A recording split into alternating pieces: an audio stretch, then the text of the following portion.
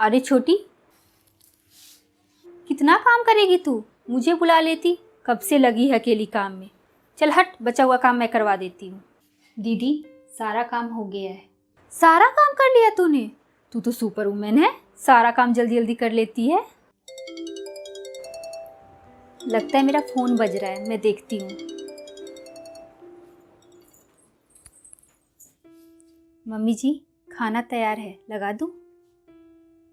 रहने दो, मुझे अभी भूख नहीं है, जब भूख लगेगी खुद लेके खा लूँगी। मम्मी जी मुझसे नाराज़ लग रही हैं।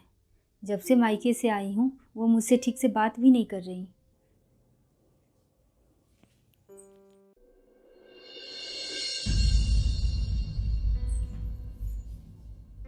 मम्मी जी, आपको अपने भतीजे की शादी में जाने के लिए साड़ी खरीदने जाना था ना? चलिए आज चलती हूँ। रहने दो तुम बहू, मैं बड़ी बहू के साथ चली जाऊँगी। लेकिन मम्मी जी, आपने मुझसे बहुत पहले बोला था कि तुम्हारी पसंद बहुत अच्छी है, तुम ही साड़ी खरीदने चलना। बोला होगा, लेकिन अब मैं खुद चली जाऊँगी, तुम्हें जाने की ज़रूरत नहीं है। मैंने ऐसा क्या किया जिससे मम्मी जी इतना नाराज़ है मुझसे?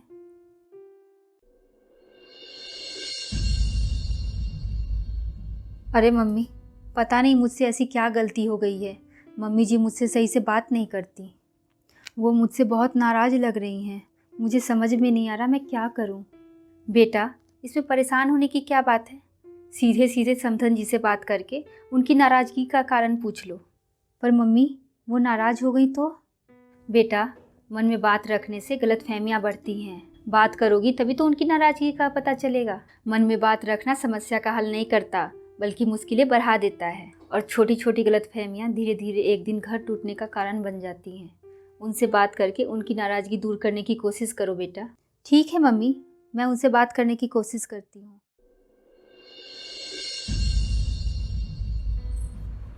छोटी, मैं ज़रूरी काम से मार्केट जा रही हूँ, तुझे भी ले चलती, पर मेरे साथ मेरी फ्रेंड जा रही हैं, तू बोर हो जाएगी। कोई बात नहीं दीदी, आप जाइए।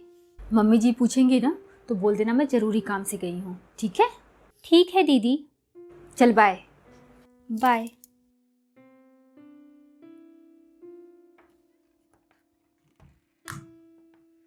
इस वक्त घर में कोई नहीं है मम्मी जी और मेरे अलावा। यही सही वक्त है मम्मी जी से बात करने का। मम्मी जी, चाय। मम्मी जी, आप मुझसे किस बात पे नाराज़ हो? बहू, ये तो तुम्हें अच्छे से पता है। तुमने बड़ी बहू से बोला कि मैं घर में अपना अलग ही नियम कानून चलाती हूँ और मुझे तुम्हारा हंसना और बोलना पसंद नहीं है। और तुमने ये भी बोला कि पता नहीं ये बुढ़िया कब मरेगी, कब पीछा छूटेगा इससे। मम्मी जी, मैं ऐसा क्यों बोलूँगी, जबकि मैं जानती हूँ कि आप अपनी बेटी और बहू में कोई फ़र्क नहीं करती। आप खुद बोलती हैं कि बेटी और बहू हंसती मुस्कुराती अच्छी लगती हैं। और नियम कानून की बात कहाँ से आ गई? मैं अच्छे से समझती हूँ कि अगर आप कुछ बोलती हैं तो हमारे भले के लिए बोलती। क्या तुमने ये सब नहीं बोला छोटी बहू? नहीं मम्मी जी, मैं क्यों बोलूँगी आपके बारे में ऐसा? इस घर ने मुझे बहुत प्यार दिया है, मैं कैसे आप सबके प्यार का अपमान कर सकती हूँ? लेकिन मेरी समझ में नहीं आ रहा दीदी आपसे ये सब क्यों बोलेगी? पर मैं समझ गई हूँ, बड़ी बहू अब इस घर में अपना अधिकार चलाना चाहती है। बस सब उसे पूछे और केवल उसी की बात माने, इसीलिए वह तुम्हें हम सबसे दूर करना चाहती है। मैंने कई बार उसके रूखे स्वभाव में सुधार करने को कहा, लेकिन उस पर कोई असर नहीं हुआ। तुम्हारे हंसमुख और मिलनसार स्वभाव से शायद उसे जलन होने लगी थी, इसलिए उसने मुझसे तुम्हारे बारे में उल्टा सीधा बोला। अच्छा हुआ जो तुमने मुझसे बात कर ली, नहीं तो हम दोनों के मन में एक दूसरे के लिए गलतफहमियां पलती रहती। मम्मी जी, आज के बाद आपको मुझसे कोई शिकायत होगी तो आप मुझसे सीधा बात कर लीजिएगा।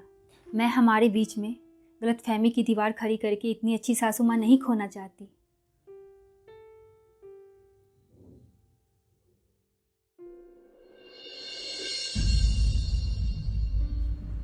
अरे छोटी, क्या कर रही है किचन में? दीदी, आज मैं मम्मी जी की पसंदीदा गाजर का हलवा बना रही हूँ। वो तो तुमसे सीधे मुंह बात भी नहीं कर रही और तुम उनके लिए हलवा बना रही हो? वैसे राधिका, इस बुढ़िया को कितना भी खुश करने की कोशिश कर ले, ये कभी खुश नहीं होने वाली। बस जेठानी जी, बहुत हुआ। मैं आपको अपनी बड़ी बहन समझती रही और आप मेरे पीठ के पीछे मुझे धोखा देती रही। मैंने ऐसा क्या किया? जेठानी जी, छोटी हूँ पर नासमझ नहीं।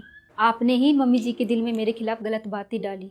वो तो अच्छा हुआ कि मैंने मम्मी जी से सीधे मुंह बात कर ली, नहीं तो न जाने आप क्या कर देती। राधिका, घर में सब तुम्हें मुझसे ज़्यादा पसंद करने लगे थे और मैं अपना रुतबा खोना नहीं चाहती थी, इसलिए मैंने ये सब किया।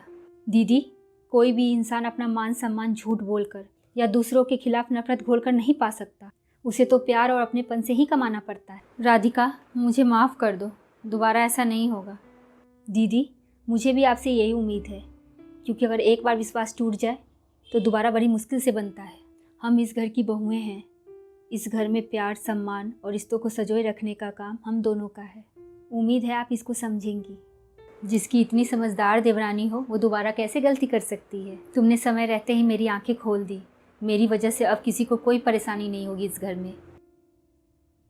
जो काम आज तक मैं नहीं कर पाई वो आज छोटी बहू ने कर दिखाया।